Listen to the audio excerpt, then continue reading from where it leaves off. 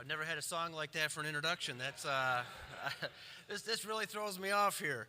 But thank you, Pastor Ryan, for giving me the opportunity to preach here this morning. It is truly an honor, and I know people say that all the time, but it truly is an honor. And I was sitting there thinking, the first time that I ever preached, I was about 30 years old or so, and my pastor, Larry Bartlett, he asked me to preach on a Sunday night, and of course, naturally, it's the first time I preached that wasn't popcorn preaching or something small. So the whole day I was nervous as ever. But that morning for the service, we had Roger Henson preaching.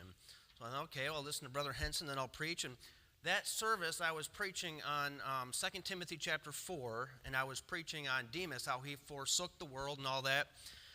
And as Brother Henson was getting up there in the morning, it dawned on me, well, I hope he doesn't preach out of my text. That'd be really annoying. So Brother Henson gets up there, he's like, turn over to 2 Timothy chapter 4, and I'm like, no. And he goes, go down there to verse number 12. I'm like, no. And anyway, he did cover that, but then he went on to something else. But, I was sitting there thinking as Brother Judy went up there, I hope he doesn't preach what I'm going to preach on. Either the Lord's really in this or the Lord's really not in this, one of the two things. So anyway, Exodus chapter number 17. And again, it is great to be here and nice to be here on a Thursday hearing preaching. So here we are in Exodus 17, and just to get you caught up here in the story, the children of Israel, they're in their journey through the wilderness. They've been to Marah, they've gotten the manna, they've come to Rephidim, and here they find no water to drink, and of course they make the same mistake. They failed test number 2 here. And you ever read about the children of Israel, and you go through there and you're like, what a bunch of horrible people. And you're just like, I can't believe how bad they are and how stupid they are. And then you look at it closer and closer and you realize, you know what? That's me. Yeah. That's me. So obviously Moses strikes the rock. You guys know the story, and the water comes out. They experience the grace of God, and they experience yet again another miracle. And go down there to verse number 8. Verse number 8. Oh, I forgot to start my timer here. Okay, turn to the book of Exodus chapter 17. Okay, there. All right, verse number 8. I do that all the time in church. I'm 15 minutes in, and I start my timer. I'm like, oh my goodness, I don't know where I'm actually really at. So verse number 8, and it says right there, then came Amalek and fought with Israel in Rephidim. Let me just point out before we move on, then came Amalek. And of course, you guys know that Amalek is a type of the flesh. And you know that the flesh is never satisfied. Never satisfied. And we learn that the hard way all the time. It's always hungry. And let me tell you something. The biggest enemy that you have is not the Democratic Party. It's not the Republican Party. It's not the neighbor that's lighting off fireworks at 2:30 in the morning. It's your flesh. It is your flesh. And our flesh gets us in more trouble than anything else. But the point I'm trying to make here is that Israel experienced a great victory, and then came Amalek. And Amalek, your flesh, likes to show up and likes to make surprise attacks after victory. Listen, we see surprise attacks after youth camp. You'll see a surprise attack with the flesh after a Bible conference. That's how it works. That's how it's always been. And listen, that surprise attack is going to come through things of whether it be your besetting sin, whether it just be flat out laziness. Sometimes we're just lazy. Our murmuring, our pride, all these things. So and again, even looking at the disciples after the Mount of Transfiguration, they couldn't cast out a devil. Jesus called them out for their lack of faith. These are the kind of things that happen. Now, nonetheless, go down there to verse number 9, and it says, and Moses said unto Joshua, choose us out men and go out and fight. Let me say, especially young people, it's a good thing to choose out some good men. Because if you're going to be fighting for the Lord, you're going to need to choose out good men. I know that we belabor the point sometimes, but the people that you associate with and your friends make such a difference in your life. You better choose you out good men. So verse number 9, and go out and fight with Amalek. Tomorrow I will stand on top of the hill with the rod of God in my hand. So Joshua did as Moses said unto him. Did you catch that? So Joshua did as Moses said unto him. He was just obedient here. And that's just an interesting thing to point out. Isn't it good when someone just does what they're told to do? I mean, that's what he's doing here. And of course, as you know, Joshua, this is the first mention of Joshua here. And what is he doing? He's fighting. And now Joshua is not the main character of the story, but 40 years later, he is the main character of the story. And there's a lesson right there to learn that start serving the Lord at a young age. Do what you're told right now. Just do what you're told and do what you're told and see what the Lord does in your life. So going down there to verse number 10, and it says, so Joshua did as said to him, and he fought with Amalek, and Moses, Aaron, and Hur went up to the top of the hill. And it came to pass, when Moses held up his hand, that Israel prevailed. And when he let down his hand, Amalek prevailed. But Moses' hands were heavy, and they took a stone and put it under him, and he sat thereon, and Aaron and Hur stayed up his hands, the one on the one side and the other on the other side. And his hands were steady until the going down of the sun. And Joshua discomfited Amalek and his people with the edge of the sword. Now, we'll stop there. Now, this story's got an all-star cast. When you look at the whole cast of this story, we see Moses, and we see Joshua, we see Aaron, and we see a man named Hur, H-U-R, Hur. That's who I'm going to preach on this morning, is Hur. Now, when coming up for the title of a message for someone named Hur, the possibilities are endless. And like preaching on Balaam, you can get yourself in a lot of trouble with the title and all those things. But the title of my message this morning is "I Can Be Like Her." I can be. I was thinking identity crisis. That might be another good one too. Or I wish we need more men like her. You know, all sorts of. I tell you what, you might get the YouTube views if you really say something crazy like that. But in praying about what to preach for this Bible conference, I know that I'm amongst a lot of great men this morning. And I kind of feel like, who am I? Who am I to come and preach to anybody here? And again, it's a great privilege, and I feel like I'm kind of her. It's so hard to say this kind of stuff because it sounds so funny rolling off the tongue. I wish that the Lord would have named him anything but her, right? But I sort of feel like a her amongst the men that are here today. But I want to point out a few things about him. And of course, he had no title. He had no lines. You know, he was like that tree in the play. You know, in the school play, that he's just a tree off to the side, dressed up like a tree. But he had a major part in this battle, and he really only did one thing. I just want to give you a few quick things this morning. Number one, I want to point out his identity, Hur's profile, and he was a low-profile believer. He didn't run around, making sure that he was known. He was just kind of a low-profile guy. He had no resume, at least that we know of. I mean, there's very little said about Hur in the Bible. Nothing really substantial that we know, but we know that he did something really well.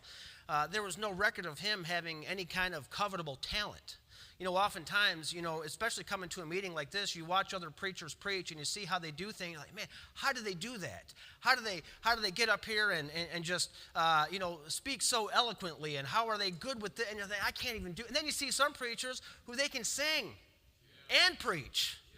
Man, I can't do one of the two, And sometimes you think, well, man, how is God going to use me? And, all these things. And even we all have people at our churches. You got super talented people. Maybe they're electricians or, maybe they're musicians, whatever the case. And again, I didn't get any of those qualities. I sit there, I'm literally like a her. Maybe I can do one or two things well. But what I'm saying is this, there's no record of that kind of stuff. Now, for all we know, he may have had a loaded resume. He may have been the most talented guy out there on the whole battlefield. He may have been closer to God than Moses was, for all we know. We don't know. And by the way, even if he was, you know what he still did? He still did what he was told. He just held up the hands of Moses. Well, there's a lot to say right about that, about the spirit of someone who just does what they're told, no matter how talented they are. You see, we've got too many people who say, well, I wouldn't stoop that low. There's somebody that I know that he was told to do something one time, and he said, I didn't go to Bible school to wear work boots. We say he's not in the ministry no more, surprise, surprise, but anyone that's in the ministry knows that you literally put on work boots every day. We're doing things that you never thought you would have to do, cleaning things you never thought you'd have to clean, having conversations you never thought you'd ever have to have, all these things. But let me point out as well that there's no record of him trying to mark his territory. See, we got some believers that like to mark their territory and just kind of let everybody know how spiritual they are. Let me interrupt the conversation with how spiritual I am and, all the things that we see. But his profile was a very low profile. his position was he didn't have an official position. You see, Moses was Israel's leader and his prophet. Joshua was the minister unto Moses, and of course he was a fighter. Aaron was the priest, and Hur was the arm holder upper. That is what he did. But the point that I'm trying to make here this morning is that you don't have to be a pastor, and you don't have to be a deacon, you don't have to be a trustee, you don't have to be a nursery worker, you don't have to have a title in order to be used of God, because here's somebody who was greatly used of God without a title. And I know in a meeting like this, you sit around and you look at all the preachers and say, well, who am I? I'm just a nobody. Well, listen, God uses nobodies all the time. And any good preacher here will admit that he's nothing more than a nobody. At our church, after they voted me in as pastor, the first thing that I did that was of any change in the interior of the church was I had a little plaque put on the pulpit of Exodus 3:11 that says, "Who am I that I should go unto Pharaoh?" That's to remind myself and any other preacher that gets up there that, you know what, you're still a nobody. You're not some big shot. And of course, the older that you get and the more you grow in grace, the more you realize that, man, I'm less than I thought I was. That's how it goes. By the way, right over on the right side, it says, "And certainly I will be with thee," because you need that when you look across the faces of all the people in the crowd, like, oh Lord, we need you, man, we need you. As he told Jeremiah, "Fear not their faces," or Ezekiel. But anyway, his position, it was an arm holder upper. Let me talk about his impact just for a minute as well. And again, it's not exactly clear what he did, but we know one thing is clear, or at least with his identity, is that he identified with the right crowd. And I want to mention how important that is, because the crowd that you run with identifies who you are. I don't care what you say you are, what you do really identifies you. How we look, how we act, that's really our identification. You see, we have a lot of people that say, well, I'm this or I'm that, but they don't act like this and they don't act like that. I call them kinos. Christian in name only, because they don't act like they should. But even when it comes to our crowd and other preachers, you want to run with the right crowd. I was not that long ago. I was up in our church attic, and I found a box of what we refer to as cassette tapes. Now, and it was one of Pastor Bartlett's old boxes, and it had a lot of preaching in there, a lot of stuff from Temple Baptist Church, and there was a lot of tapes from the old Bible conference at Galilean. So I started listening to them.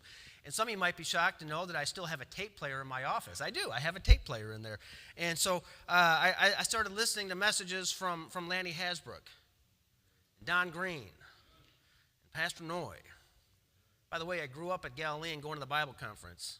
And it's neat to be able to preach to Bobby Utley, and I grew up sitting right there where you guys were and hearing him preach, and now I'm preaching to him. That's just a kind of a neat thing. I'm not gonna pretend it's not. But back to these tapes I'm listening to. These guys are preaching against everything. I mean, literally, they're preaching against everything. Listen, I want to identify with that crowd right there. I don't want to identify with the crowd that's trying to justify sin, the crowd that's trying to change what's going on. I want to identify with the right crowd. How important is that? You talk about an identity crisis. We've got an identity crisis in our churches. People don't know where to identify with and what to believe or what to really think about this or what to think about that. But let me tell you something. When them preachers were preaching against things that we find funny, like why would they preach against wired rim glasses and why would they preach on the long hair? They were preaching against the culture of the world. They were preaching the direction of the world. And listen, that's the same reason why we're preaching against these cream puffs wearing skinny jeans up here in the pulpit. Somebody 20 years from now might hear us preaching on that stuff and say, well, what are they talking about? We're preaching against the course of this world is what we're preaching against, and I want to make sure that I identify with the right crowd. So we see his profile, his position, his purpose as well. There's another P for it. There's that purpose again showing up. But his purpose was just holding up the hands of Moses, just one recorded job. Let me just say that he helped out the man of God. I get all the time, people in our church, Pastor, how can we be a help? Come. Like that is the greatest way that you can help me. Now, I do like the Arby's gift cards and the Waffle House gift card. I mean, I like all that stuff. That stuff's nice too. Someone left a nice Arby's gift card on my desk on Sunday morning. That's what I ate yesterday. And I've had Waffle House gift cards. There's two kinds of people in this world: those who love Waffle House and those who are wrong. And you just have to. Amanda hates Waffle House. I think she pretends she hates Waffle House. She's like, everything is sticky there. I said, yeah, but it wipes off, and you're fine. So, but the one thing I love about it is that whenever I go there, I know that I am the classiest guy there, and I put my nose up in the air, and I'm just like, hello, I should start. I feel like I got a monocle in my eye and all that stuff, and every stereotype of that. But listen, you want to help the man of God, you come to church. Come to church Sunday school and Sunday morning and Sunday night and Wednesday night. Come to every night of the Bible conference. Listen, hold up the hands of the man of God by coming to church. Listen, you hold him up by praying for him on a regular basis. You pray for your pastor. You pray for the man of God. Listen, do what you're asked to do. We see that Joshua was obedient. Hur was obedient. Just be obedient. Hey, what can I do? Hey, could you go clean up I don't clean up bathrooms. Just do what you're told to do. Notice that there's no record of her arguing with Moses about what he should really do or even about how the battle should be fought. Isn't it annoying, unsolicited advice? Well, maybe if we just, if you just started Sunday school a little bit later, maybe some of the people could get there. Or, hey, maybe if you just, maybe you should teach series instead of, verse by verse. All the kind of things that you hear. And listen, maybe you just do what you're told. I'm talking about holding up the hands of Moses here. You know what now I'm ranting, but one thing I can't stand, hold on. One thing I hate, now you guys that know me know that when I eat, I mean business. I don't, there are a list of places that we don't go because they don't give you enough food. I've got to listen. There's nothing worse than paying money for food and going home and then eating. Now if we are going somewhere with somebody else, like we're driving separately, and it's like Cracker Barrel, they have good food, but I need like 2 meals there, so I will stop and get what I refer to as a pregame warm-up. I'll stop at McDonald's, get a couple cheeseburgers. That way I'm not starving. That way I can eat food and look like I'm a normal person. Now, my kids are like the same way. My kids also eat a lot of food, and you talk about the starving kids of America, all that stuff. Anyway, I said all that to say this. I get people say, hey, Pastor, I take my family up to Subway, and we split a sub 4 ways, and we, what? Like, what do you eat like a mouse? I mean, like, that's like, I can't imagine splitting a sub. I can't imagine splitting anything, let alone a sub, for crying out loud. Back when Subway used to have, back when I was a teenager, Subway used to have on Tuesdays, buy one, get one free. That's when I used to go to Subway.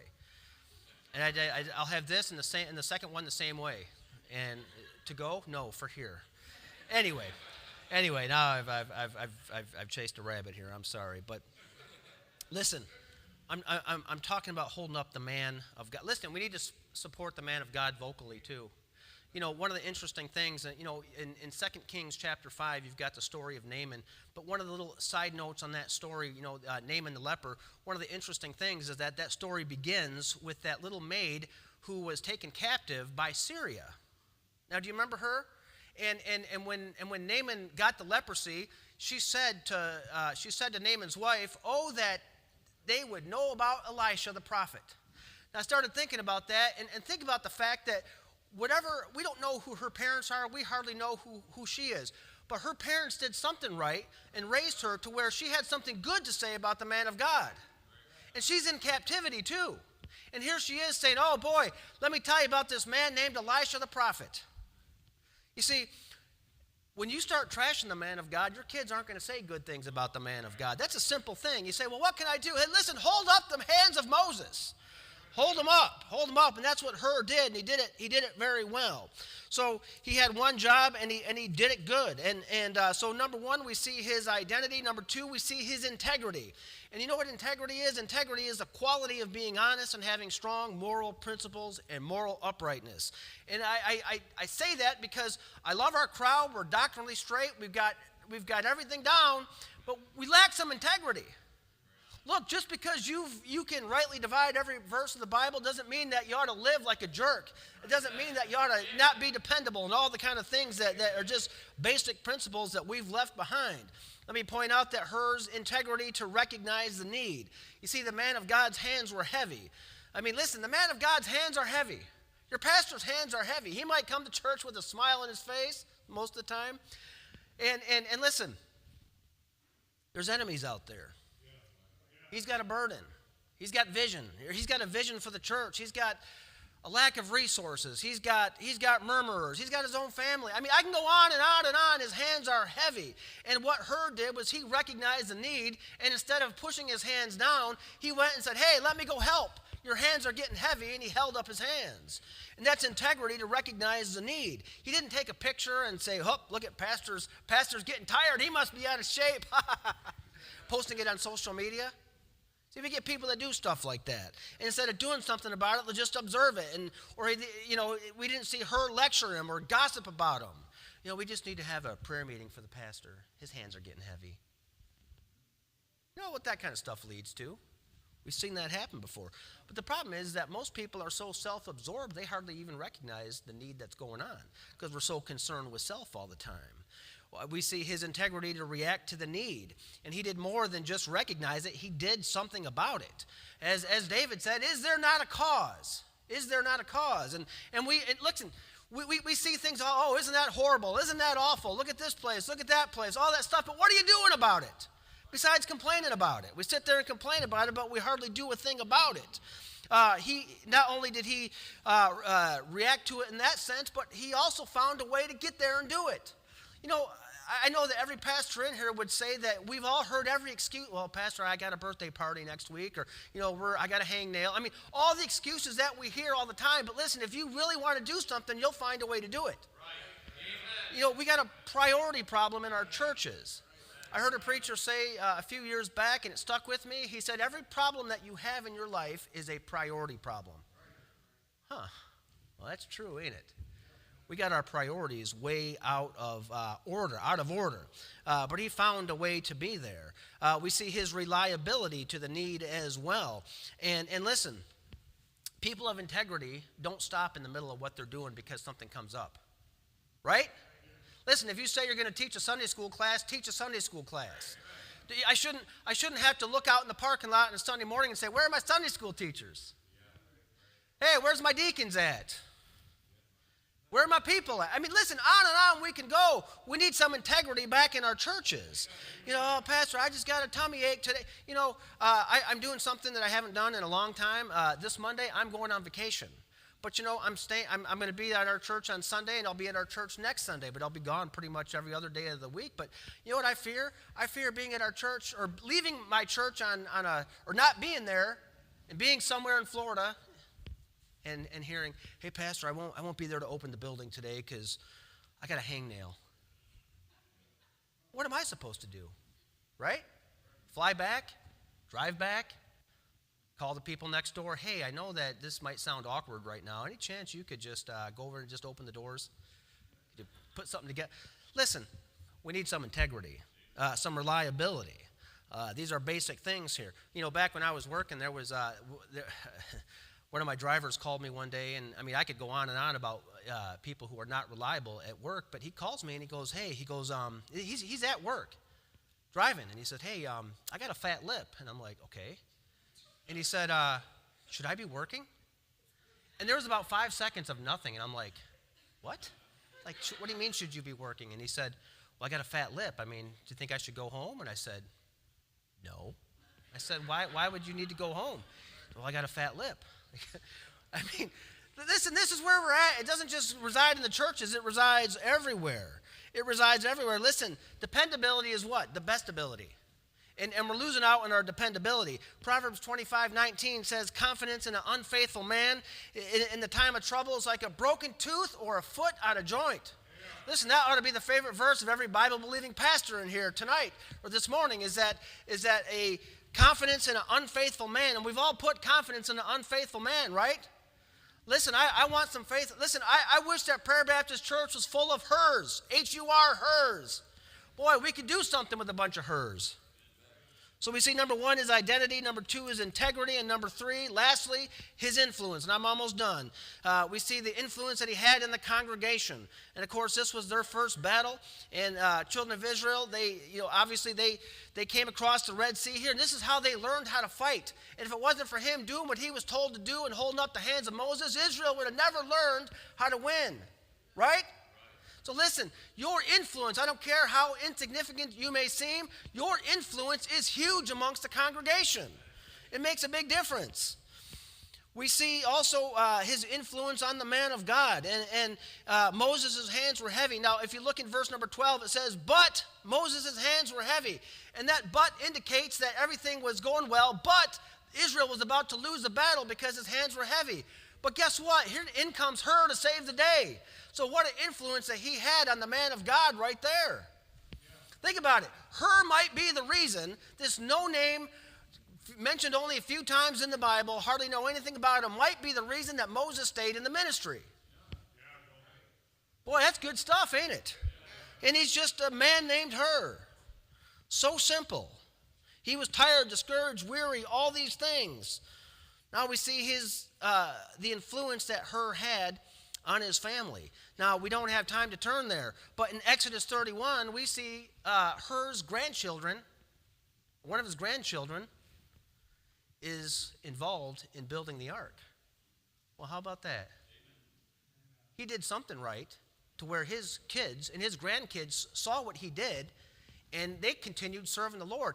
Listen, you might not think that you're significant, and I know that serving the Lord is hard at times. And there's times that you wonder why you're still doing what you're doing. But you know who's watching you? Your children, your grandchildren. You know, every morning when I got up, you know what I saw my dad doing? Sitting there on the kitchen table reading the Bible. No matter how good things were, no matter how hard things were. You think that taught me something? Yeah, it taught me something. So a huge influence on his family. So keep on keeping on. Keep on holding up the man of God, because your family is watching that. And imagine when Hur's grandchildren would ask questions. Hey, how did you become famous? Or what about that? Hey, let me tell you something about a battle that we fought against Amalek. Imagine if he would have tried to push down the hands of Moses, how Hur's grandchildren would have turned out, right? Yeah. Think about that. And then finally, we see the influence on the family, but we see his influence on Joshua. And obviously, Hur was not a fighter, but he helped one who was a fighter win the battle. And of course, Joshua, the mighty warrior that he was, you think about everything that Joshua did, and guess what? If it wasn't for Hur holding up the hands of Moses, guess what? We may never read about Joshua, right? I mean, what a simple concept that is right there. And again, I mean, imagine Joshua talking to his grandkids and saying, "Hey, tell us how you became such a mighty warrior." Well, it all started back in Exodus chapter 17. I learned how to fight, and imagine him telling the story of everything that's going on, and imagine him saying, and boy, Moses' hands were getting heavy, and then there was a guy named Hur, and he just runs over there, and he's holding up the hands of Moses, and Aaron is over there on the other side, and I'm fighting against the Amalekites, and boy, we prevailed. But guess who's in that story? Hur is in that story. The untitled man, the nobody. Big, he makes a big difference. A big difference. And you know what? You say, well, I don't think I'll be a preacher. You can be a Hur. You can be just like a Hur and hold up the hands of God. I'm going to close with this story here. I'm going to give you an example of a Hur that is actually in the ministry. Another H-U-R. About a year ago to the date, the Lord was working on my heart about going full time. Now, you guys know, anyone that's in the ministry knows that quitting a good job, if the Lord's in it, it's going to be just fine. If the Lord's not in it, it's a really stupid thing. I mean, really, it's a really stupid thing if the Lord's not in it. And I was praying about it, and I'm throwing out fleeces. I'm looking for signs. I'm looking for everything. And I'm listening to preaching as much as I can, trying to hear from God. And I figured, coming out to the Bible conference last year, maybe I'll hear from the Lord and get some sort of confirmation, because that was one of the things that I required of the Lord. I need confirmation in preaching. I need confirmation in preaching. And I came here a couple nights, and I didn't. There was nothing that was spoken that I thought, well, you know what? That I didn't get any confirmation, and I went home kind of discouraged a little bit. And that Sunday, the Sunday after the Bible conference, we had one of our own missionaries, a retired missionary. His name's Bob Buchanan. Some of you probably you've never. I doubt anybody in here has ever even heard of him. He was out of our, he's out of our church, and he spent 50 years in Canada. His goal was to get to Canada, start a church, and move on in Saskatchewan. He started one church and never moved on.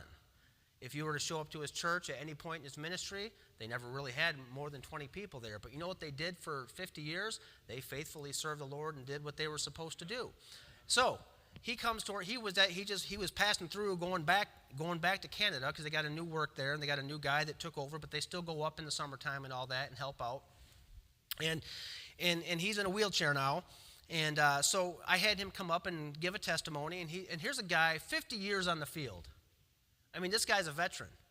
And he gets up there, he's in a little scooter. And I'm sitting over there where I sit on Sunday mornings, and this is before I preach. And of course, my heart's heavy because I'm truly seeking the Lord's will. And he gets up there in this gravelly old voice, and he says, 50 years ago, my wife and I were members of this church. We got involved in everything that we could possibly get involved in. And as he's telling this story, I'm thinking, this sounds just like, this is almost exactly what me and Amanda did. And then he said, the Lord called me to the mission field. He said, I didn't know what I was doing. I quit my job. From that moment, the Lord took care of every single need that I had. And I'm sitting over there in this chair, and tears start flowing down my eyes. And I'm like, oh boy, I gotta preach after this. And he kept on going and going and going. But I knew that was the Lord speaking to me right there at that time. And you know, I'm thinking out of all the people I heard preach over the last couple months and here and there, it's him that gives me the confirmation. He's just, I mean, in the realm of Bible-believing preachers, he's a her. He's not a big name. Doesn't have a big ministry. But you know what? He was faithful for 50 years. And guess what? He showed up on a Sunday morning and speaking with so much wisdom in that gravelly old voice, saying the Lord took care of every need that I ever had. And there was never a time that I got up to preach where I felt like I didn't need to preach. Amen. Brother, that's all I got this morning. I hope this is a help to you, and I hope that, listen, you can be a her. You might not be the most talented